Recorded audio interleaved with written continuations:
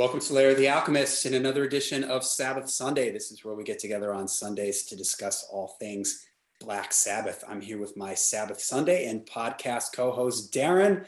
We'll leave a link below for our Into the Void of Black Sabbath podcast in case you haven't heard it yet. We go album by album, deep in-depth dives on them. And for today's episode, we've been doing this thing here, our favorite and least favorite songs from particular eras of the band. We've done a favorite, least favorite for the Tony Martin era. And we thought it would only be fair to go to the Ozzy era and do our 5 least favorite songs from the Ozzy era of Black Sabbath. Now, we're going to put this out here right at the beginning. Obviously, Darren and I are big Black Sabbath fans. Black Sabbath, our favorite band. We have a podcast. We love Black Sabbath. The Ozzy era of the band is very special to us. Doesn't necessarily mean that we hate these songs. We'll let you know if we hate them. These are just our least favorite from this era, and we're just trying to look at it objectively. Not easy to do sometimes when you have such an emotional attachment to a particular band or a particular era of the band like we do with the Ozzy era, but we thought it was only fair. You know, we did a 5 least favorite Tony Martin. Let's do a 5 least favorite Ozzy. So here we are, and we're going to try to tackle this one and see how it goes. So Darren, 5 least favorite Ozzy. What's your first pick? Okay. Well, let me just say that the Ozzy era of Sabbath is my favorite. And that's not to say that I don't appreciate it or that I'm not a fan of the Dio era, the Tony Martin era, or even the Glenn Hughes era or the Ian Gillan era. I mean, I like all Black Sabbath albums, but I've always had more of an affinity to the Ozzy era. So when I came into it, to me, it's the era that resonates the most for me. So this wasn't really easy, but once I started looking at the albums, it actually wasn't that hard. They can't all be winners. And through the years that I've been listening to Black Sabbath, when compiling this short list, I did realize that there's actually some Ozzy era songs that I don't particularly care for. The least of which comes in at number 5, and that's Iron Man. Now, Iron Man is a classic Black Sabbath song. You don't have to tell anybody that. Even if you're not a Black Sabbath fan, you know Iron Man. But to me, it's so burned out that I can listen to Paranoid, and I'll also go on record as saying that the song Paranoid is probably my number 1 favorite song of all time by anybody. My number 2 is Lazy by Deep Purple. But anyway, that's a little inside joke. Referencing another one of John's video. But anyway, Iron Man. I can listen to Paranoid, and there's some songs that I initially was burned out on for a while, but I came back to. Fairies Wear Boots. I mean, there was a limit for me with how many times I could listen to Fairies Wear Boots, but now I love it. I mean, I hear it on the radio or whatever, and I turn it up. I mean, I'm cool with it. Paranoid, like I said, is my number 1 favorite song of all time. Electric Funeral, every song on Paranoid is a winner for me. But Iron Man, I'm good. I mean, if I don't hear Iron Man again for the rest of my life, I might be a little bit sad, but I'd get over it. It's the way that the song is so very basic, and for a while that was cool. It served a purpose, but it doesn't seem to have stood the test of time for me. The way that Ozzy's voice goes along exactly with the guitar riff, mm-hmm. it doesn't lend itself to being one of those immortal songs. It fizzles out pretty quickly. So Iron Man, the lyrics are less where I guess there's probably a deeper meaning to it. It's kind of like Godzilla by Blue Oyster Cult. It's another iconic song that I'm probably good not ever hearing again for the rest of my life. Likewise, Iron Man, the Iron Man character doesn't do a lot for me in the context of the lyrics of Black Sabbath, whereas some songs really do resonate.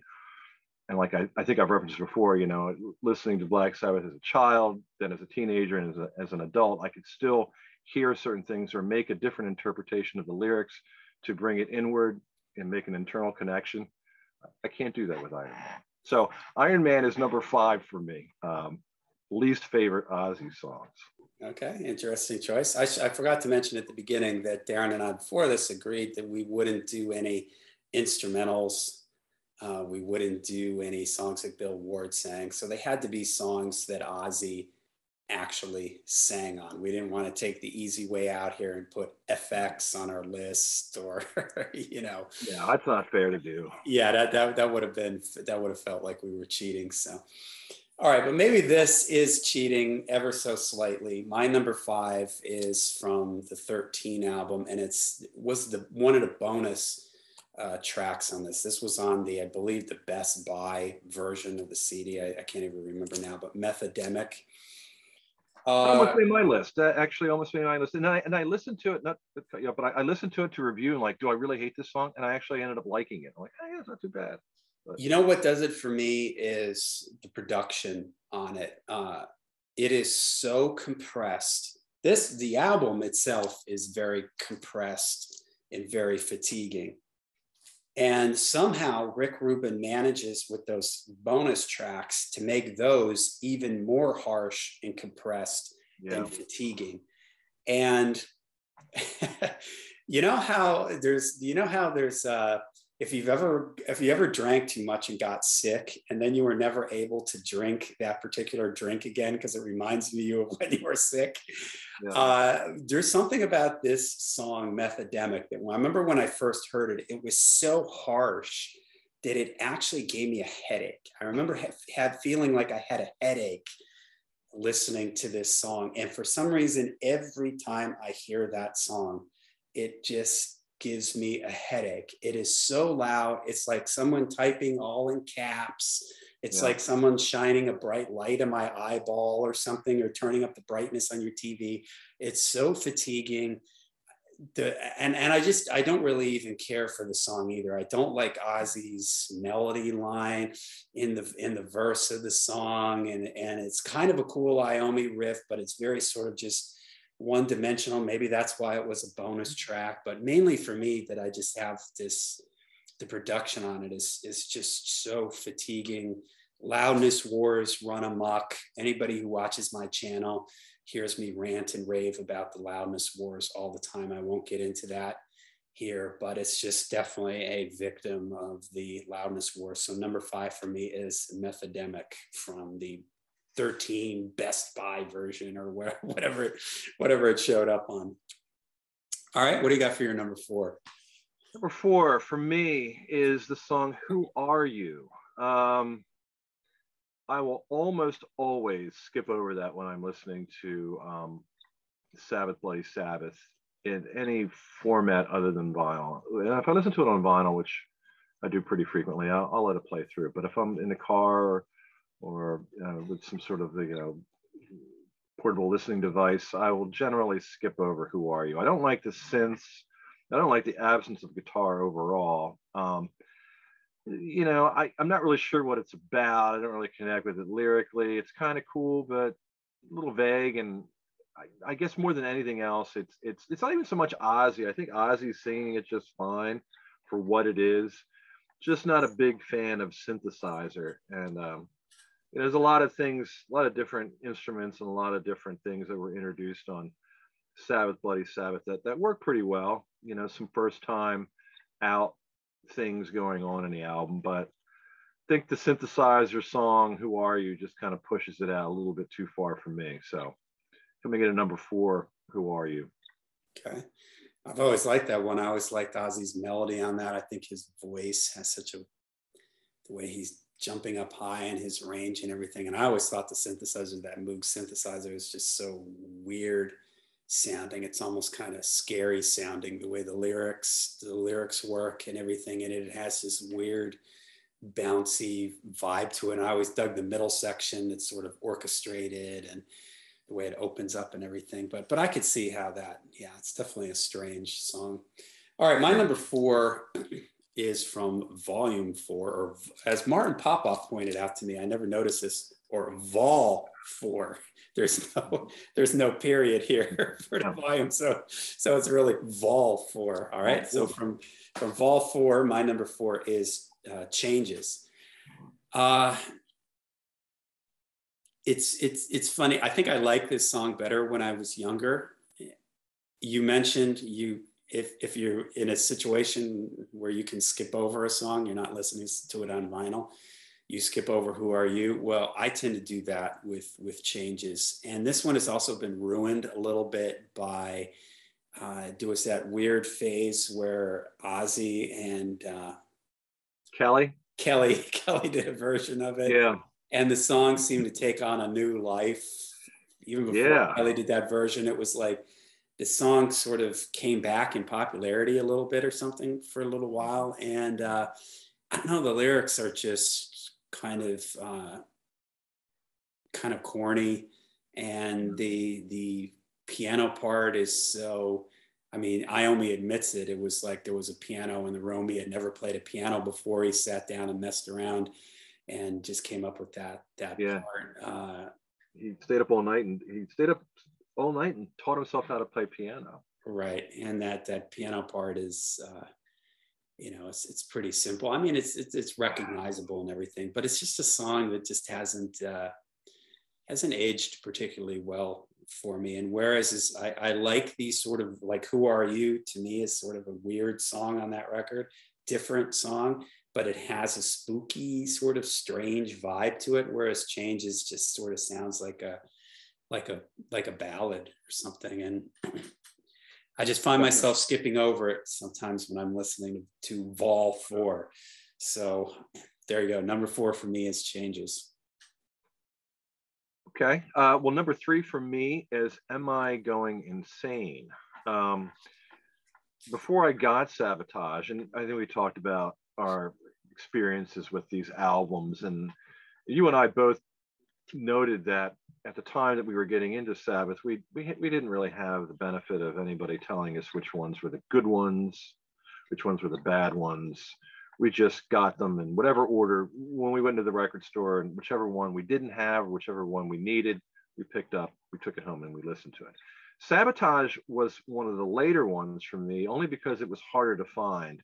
The ones that I would come across pretty frequently, of course, Paranoid, Master of Reality, Sabbath Bloody Sabbath, Self-Titled, and also We Sold Our Souls for Rock and Roll. So before I could get my hands on Sabotage or Technical Ecstasy, I got We Sold Our Souls for Rock and Roll. And so the only song that I was represented from Sabotage on We Sold Our Souls for Rock and Roll was Am I Going Insane Radio.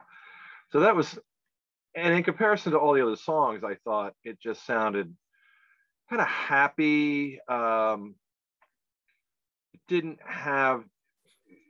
stand toe to toe with any of the other songs on the compilation. And it was my impression of what I pretty much expected Sabotage to sound like. And of course, it couldn't be any further from the truth, because Sabotage is an awesome album.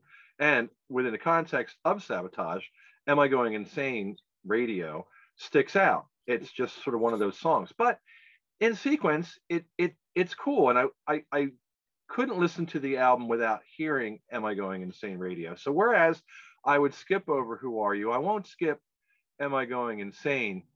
But when I'm weighing my least favorite Ozzy songs and I'm going from album to album, and that's what I had to do. I had to look at the albums and pick songs. And of course, not to have a spoiler here, because there's only 2 more left after this anyway, but couldn't find anything on the first album. Couldn't find anything on Master of Reality. But when I got to Sabotage, I'm like, yeah, okay. Am I Going Insane Radio? Least favorite song on the album, and in general, not really a highlight for me. So, yeah, number 3, Am I Going Insane? Least favorite. Yeah, that almost made my list. I can see that. It's definitely a weird, almost happy song. I think what saves it for me is the lyrics are sort of, in contrast to this happy melody, it's like about somebody going nuts. Going for it. Yeah. So it's sort of that contrast kind of works for me. Yeah, I get that. It does have that going for it, but overall, it's just one that and maybe it's just because of the 2 situations. One, it being on the compilation We Sold Our Souls for Rock and Roll, and most of the songs I already heard before, but in the way that they're compiled, the way that they're sequenced, and then you get into Am I Going Insane Radio, and it's like, okay, well, this is obviously the odd man out. And again, on the album Sabotage, it's also the odd man out song. So Yeah.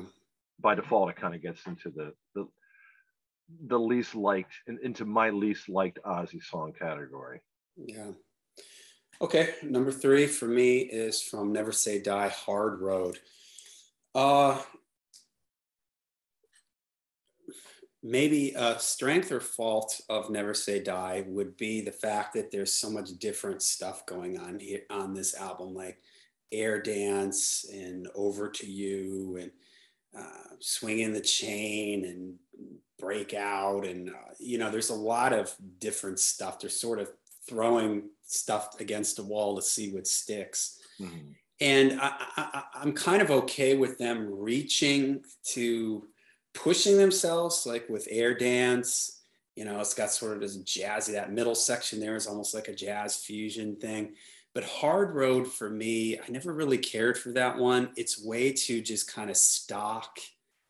I'm not quite sure what they were going for with this, just like a straight ahead kind of rock thing. It's got sort of an uplifting feel to it, but it's just a little too, I don't know, just basic or something. It never kind of lifts off the ground. I always cringe a little bit at the end of the song when those background vocals come in. It's a hard road. Yeah. It's a little bit much. And if Sabbath is going to do something kind of like you just mentioned, Am I Going Insane Radio, that is very sing-songy, but because the lyrics are sort of dark, I accept it.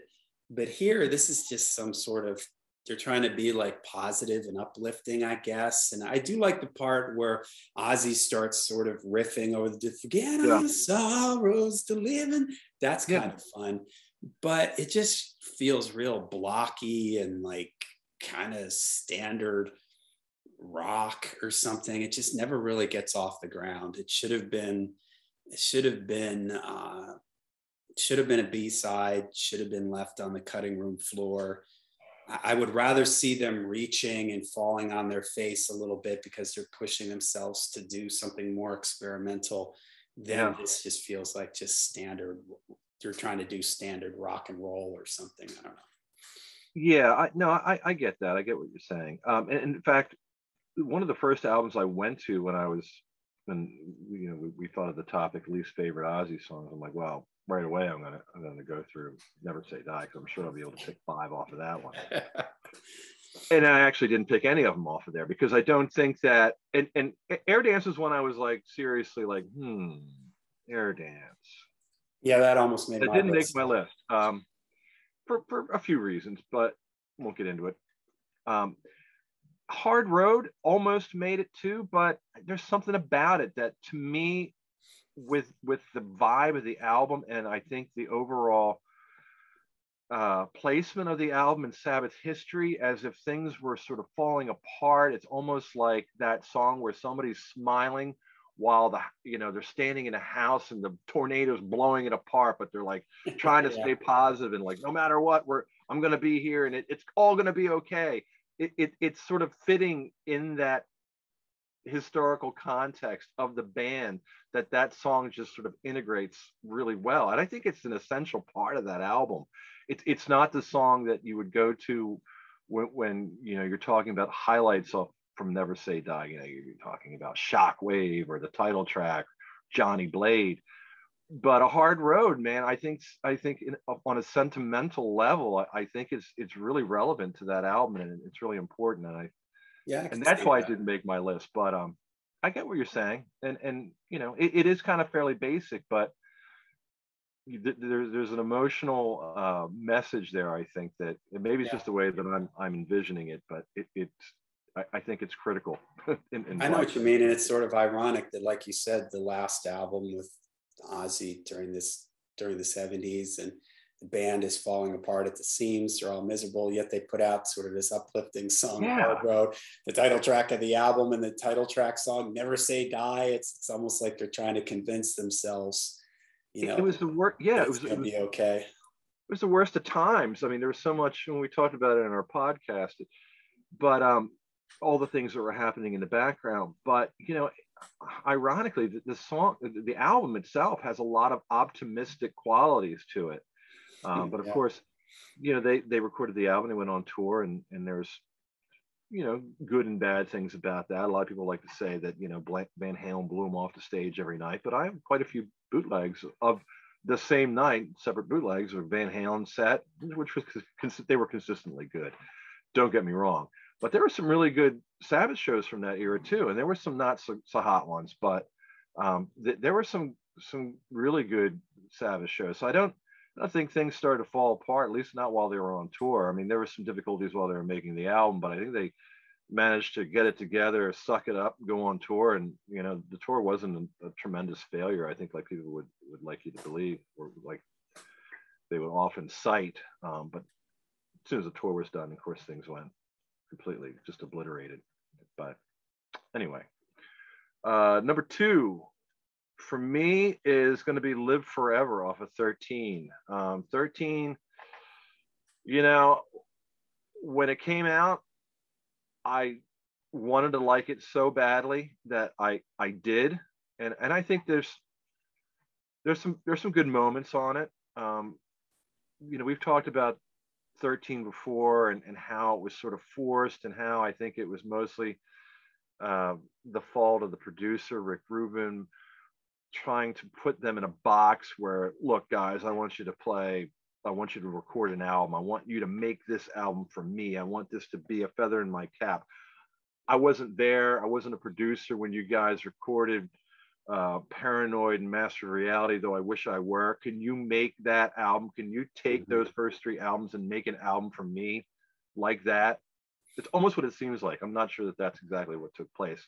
I doubt it, but that's kind of what it seems like. It seems like, and even like there's songs that are token representations of older songs. Loner, for instance, to me sounds like NIB. Now I like Loner. I like lyrically. I like the lyrics, and I think that they come from a place from Geezer that are sincere. But the music, the way that the song is set up, is very similar to NIB. But overall, the album just sort of, there's some good parts in certain songs, but consistently, I don't think it's a very good album. One of the songs that I really can't find much to like about is the song Live Forever. It drags me down.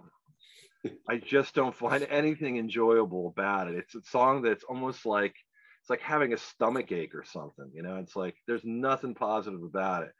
I just don't like it. It's probably came in at number 2 for me, but it could easily be number 1. It's almost a blight on the entire Black Sabbath discography from where I'm sitting. It's bad. It tries to get into like a philosophical what is life about sort of lyrical vibe, but man, it's just boring, and it's not thought provoking. It doesn't really, there's nothing I can really connect with. It's just sort of overstating the obvious. And the way that Ozzy sings, it almost sounds like he's not into it. The riff is very generic. It sounds very uninspired. As a whole, the song sounds very uninspired. In fact, they could have replaced it with what's the name of the song you didn't like? Methademic. Yeah. Is that what it's called? Yeah, they should have put that on there instead, or any of the songs that were on that horrible Afterthought, the end compilation, that EP. Man, every song on that, and we could have just. How many songs are on that? 5? 4, I think. 4. Okay, well, all 4 of those songs could have made my least favorite Ozzy list. But Live Forever certainly is one of the low points for me. And I doubt we'll have too many people defending it, but I wouldn't be surprised if somebody defends it in the comments. I wouldn't be surprised at all. But I don't think that's going to be the case. But number 2 for me, Live Forever off of 13. All right. My number 2, hopefully you don't take me off your Christmas card list for this, but I think you know what I'm going to say. Don't even say Rock and Roll Doctor. Don't you dare say Rock and Roll Doctor. You knew that was going to be on my list. You've heard me talk about Rock and Roll Doctor before. Yeah, plug your ears. Plug your ears. I thought about this today because I gotta be fair here because I know how much you like Technical Ecstasy. When I hear, they used to jam on the Rock and Roll Doctor riff during Tony's guitar solo on I guess it would have been the Sabotage tour, the tour before this. Yeah. It almost seems like it feels better to me when they were jamming on it live. It had more like of a heavier, it grooved a little bit harder. For some reason on the recording here, it's like they're trying to go for this like boogie woogie rock feel, but it just sort of comes up a little short in the feel department for me. And again, when I hear them jam on it live, I wish they could have captured the live jam feel of it and gotten that across on the record. To me, when I hear this song, it makes me think about all the drugs they were doing at this time. And I can just picture them kind of in the studio hungover trying to get this song out. And I like the intro to it. I think the intro is really cool. But man, like the cowbell in it and everything, it just comes up flat in the field department. And I wish they could have maybe captured some of that live energy when they jammed on it live and gotten it to feel a little bit more like that. So there's my caveat for you. I'm not totally dumping on it. I sort of like it when they jammed on that riff live, but I had to put it on here. It's a song that just never sat well with me, even from... I get it. Yeah, it's one of those songs you either like it or you don't. A lot of people have said that I like Technical Ecstasy, but I just can't get into Rock and Roll Doctor. And I'm like, okay, well, I like it. I mean, what can I say? One of the things that Sirius XM plays Rock and Roll Doctor a lot. Like I'll hear it a couple times a week, and really, yeah, it's kind of strange that they pick that song from, if they're going to pick a song from Technical Ecstasy, and it wasn't really on any of the... I don't think Rock and Roll Doctor ended up on any of the compilations, at least not on the record label compilations. Maybe no, I don't think so. And that was before WWA. The WWA era of the band was only in between. What was it, between Vertigo and when it went to NEMS and then back to Vertigo again? But I don't think it ended up on any compilation. But yeah, I mean they play it. And I'm like, cool, Rock and Roll Doctor, turn it up. In sequence, I think we've talked. We did our podcast on Technical Ecstasy. I feel like a broken record talking about it, but yeah, for me it works. I think it's cool. It's within the context of the record. There's some dark, there's some light, there's some heavy. Certainly, Rock and Roll Doctor occupies the lighter fare on the album. Taken out of context, it's a little bit of a strange song for Black Sabbath, but I think that, one of the ways to enjoy Technical Ecstasy is to listen to it from start to finish. I think it's perfectly sequenced album. The production is great. It's not over the top. It's just right. And I think the sequence, when enjoying the album, Technical Ecstasy, I think the sequence of the songs is really important. And for me, Rock and Roll Doctor falls in perfect sequence for the album. But I get what you're saying. I almost thought it was on this compilation, but it's not. So I just checked it real quick. Is that a 3-record set or is that a double record? Yeah, this is a 3-record set, and it's pretty cool. It sort of opens up. Into a... I don't have that here.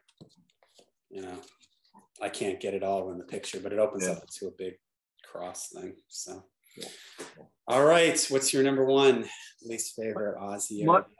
My number one least favorite is Changes, and I've never liked Changes. I liked Volume 4 from the minute I heard it. It was something about the album almost frightened me in that it was so cold and heavy and just like nothing I'd ever heard before.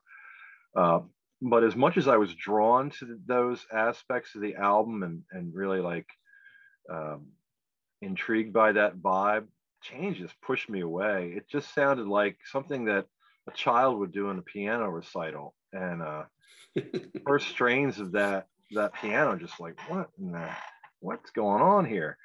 And then the lyrics are kind of generic. Um, I'm sure they came from a place that was of some emotional significance. I think it was Bill Ward, Yeah, wasn't it? about Bill Yeah. Ward's wife, or he was breaking up with his wife or girlfriend or something. Yeah, the chorus isn't bad, but the verses and that piano, um, I whatever you want to feel call it. unhappy. I feel so sad. Yeah. It's like, Yikes. But obviously it communicates a feeling, but it's just not very interesting. And I just don't like the piano in it.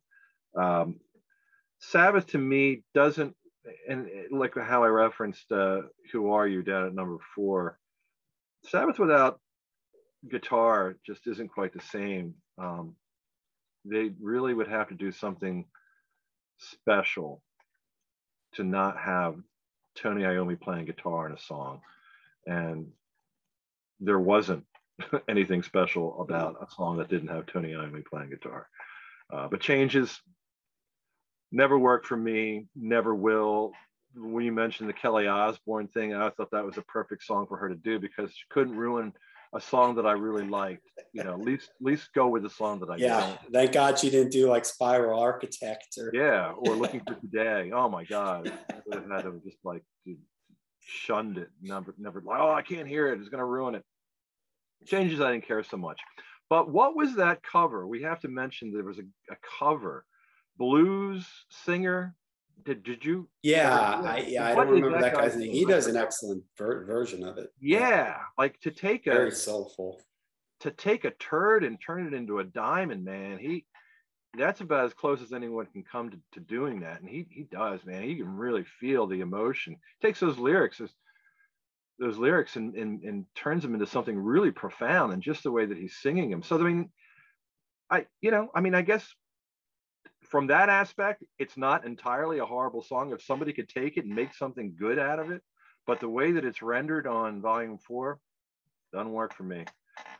Least favorite, number 1 Ozzy era Black Sabbath song for me is Changes. Yuck. All right, my number 1 least favorite Ozzy era Black Sabbath song. I could have picked a bunch of things from this album.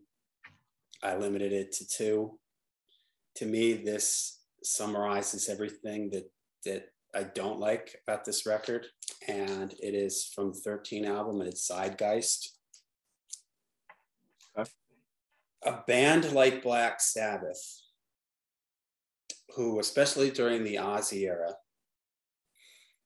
every album is a little bit different.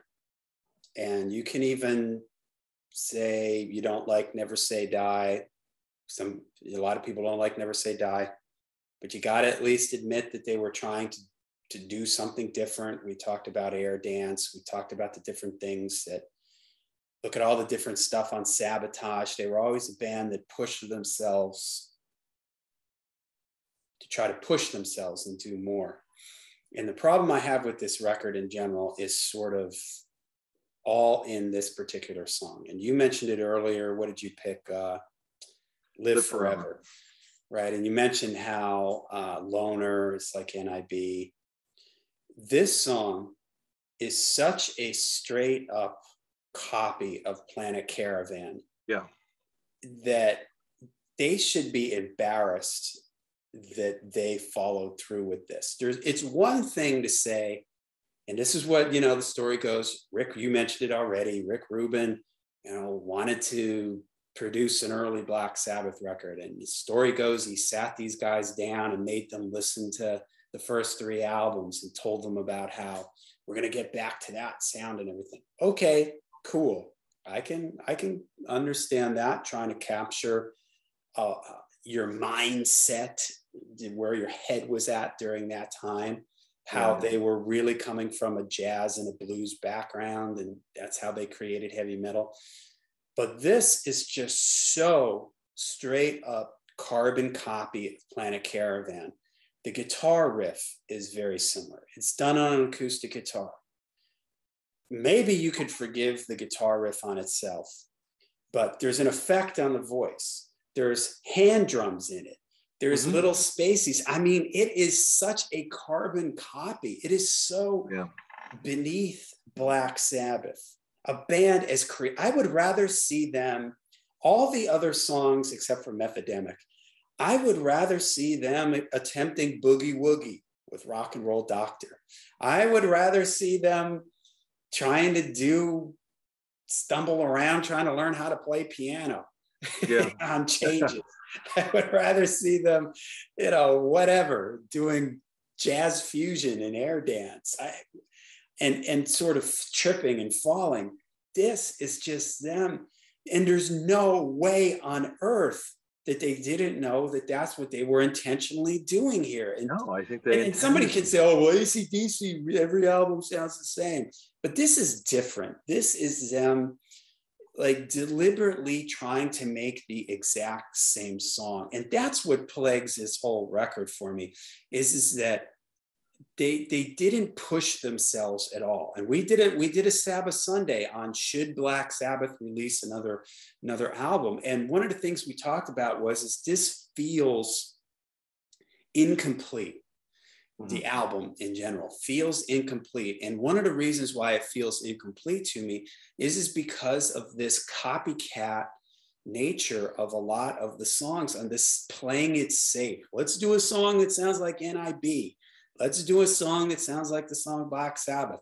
Let's do a song that sounds exactly like Planet Caravan. Even the lyrics in Zeitgeist are like space lyrics, like Planet Caravan. It's so unoriginal, and it's just so, I don't know if it's Rick Rubin, came in with this idea and pushed this on them. And the only song that, what is it called? Lost Soul? Is that what's the name of this? Damaged Soul or something? Damaged Soul, yeah. Damaged Soul, right. That's the only song on here where it really feels like the band is just playing and just letting it come out. And the story behind that song is that was a jam that they did every day to get loosened up before they played. And to me, everything else then, they come in and they play that song, which sounds like Black Sabbath. It sounds natural. It's flowing. And that comes out. And then Rick Rubin goes, "Okay, guys, warm-up's over. Now we got to do a song that sounds like Planet Caravan. So let's go to that song, Zeitgeist. Okay, now we need a song that's like, now you need to go back into the box. Stop being just letting the juices flow and stop being creative. Now we need to, we need a song that sounds, and that's the most of this record sounds like for me. And this song, it is, I almost feel offended by it. I'm angry that, and I can't believe that they thought that this was okay. I want to believe that Rick Rubin forced them, just badgered them. "Oh, I love Planet Caravan. You got to do a song that's just like Planet Caravan," and just back them into a corner to do this. I'll throw in one other thing. I have nothing. I've said this before. I think I've said this on the podcast. I know at least in private, me and you have discussed this. I have nothing to base this on. I've never read this anywhere. I have no proof of this except for a gut feeling that if Bill Ward was in the room, he wouldn't have stood for some of this. That Bill Ward is the one guy who you can not like his solo stuff, and I totally get it, but Bill Ward is an artistic, creative guy. I just don't think Bill Ward would have stood for this. And I think that that's one of the reasons, on top of contractual things, that they had Bill. You know what? It's best not to have Bill around because he's just going to be a pain in our butt. We've sat down with Rick Rubin, we've signed on the dotted line, and we agreed we're going to make a record that sounds like the first 3 albums. Bill's going to just be a pain in the butt with this. And man, Zeitgeist for me is just, I'm almost offended by that song. It's so beneath the might and the creativity of Black Sabbath, that special, unique chemistry and bond that these guys have. You hear it in Damaged Soul. And for them to do something is so play by the numbers, so contrived like this, it's just makes me angry. So that is a clear cut number one. I said at the beginning of this thing, we'll tell you if any of these songs are least favorites or songs that we hate.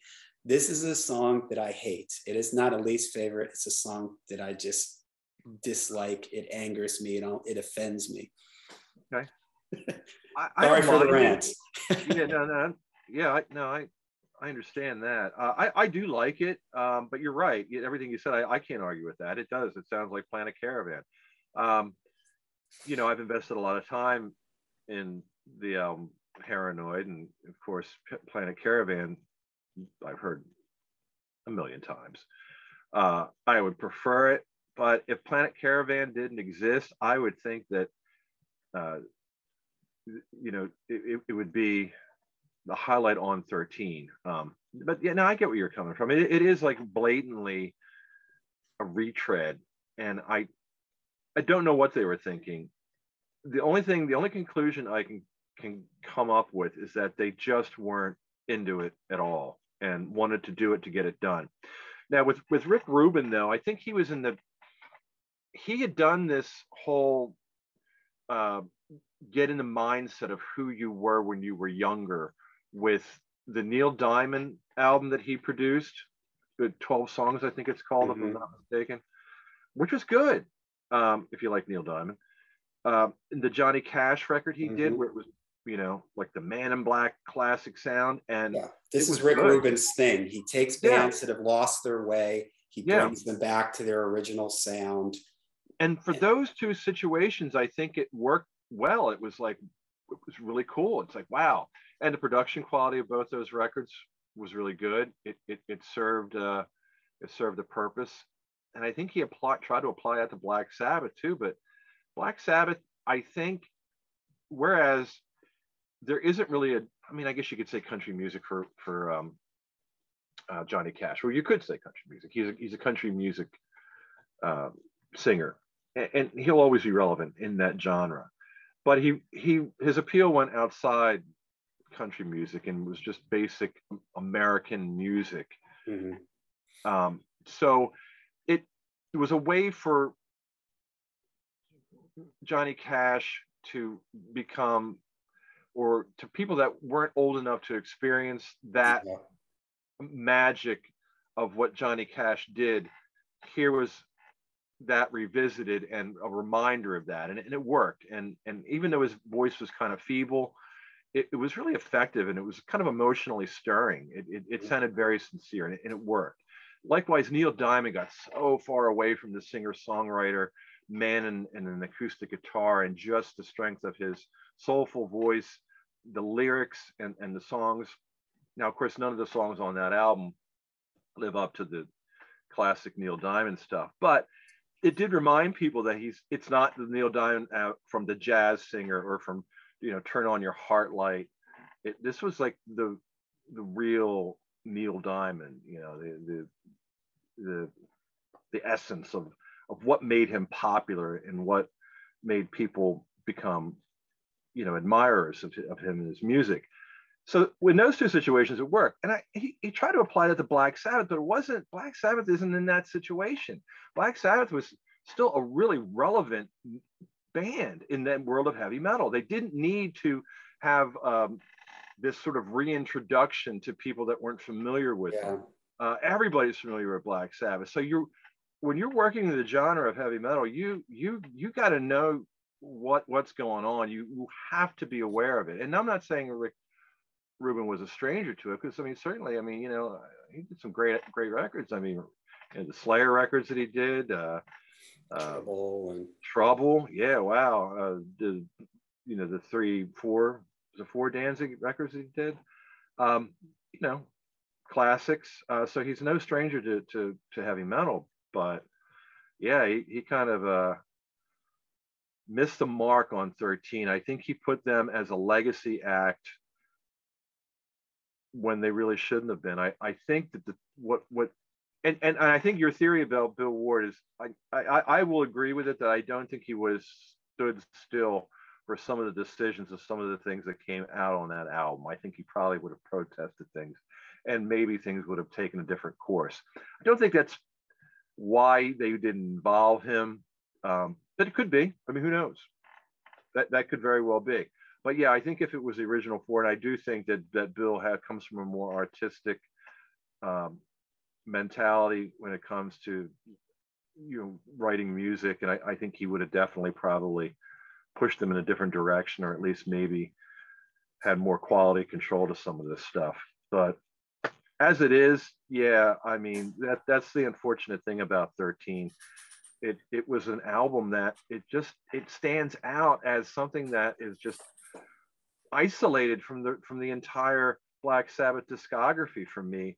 And you would think it would be the opposite, because some of the songs sound so similar to other songs, but that's exactly one of the things that isolates it. It doesn't assimilate in a way that is consistent with the progression from album to album.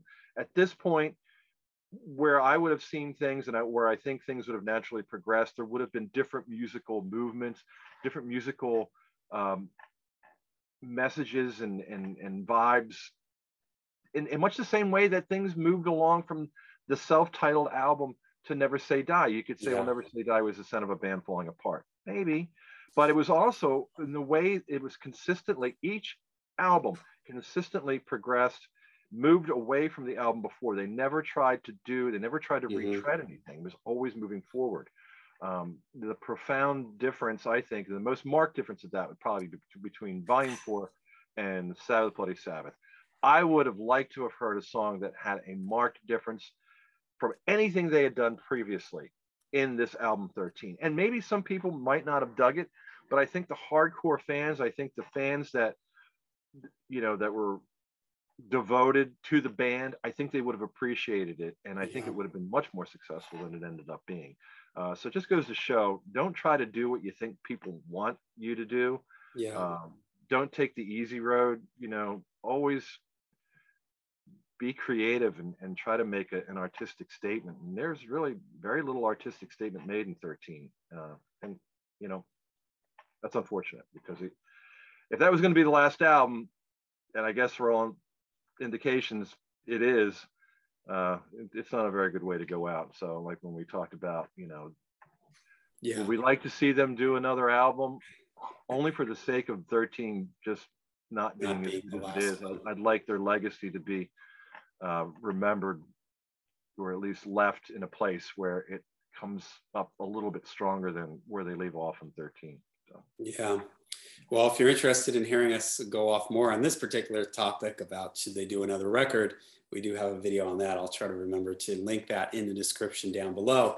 All right, there you go. There's our 5 least favorite songs from the Ozzy era of Black Sabbath. Like we said, we're huge fans. This is, the era where we discovered Black Sabbath. So these songs mean a lot to us, but they can't all be winners, like Darren said at the beginning. So these were our 5. You let us know about how you feel about our picks. Let us know some of your picks for your least favorite songs from the Ozzy era. All right, let us know in the description down below. Make sure you check out our podcast, Into the Void of Black Sabbath podcast, and we will see you on the next Sabbath Sunday.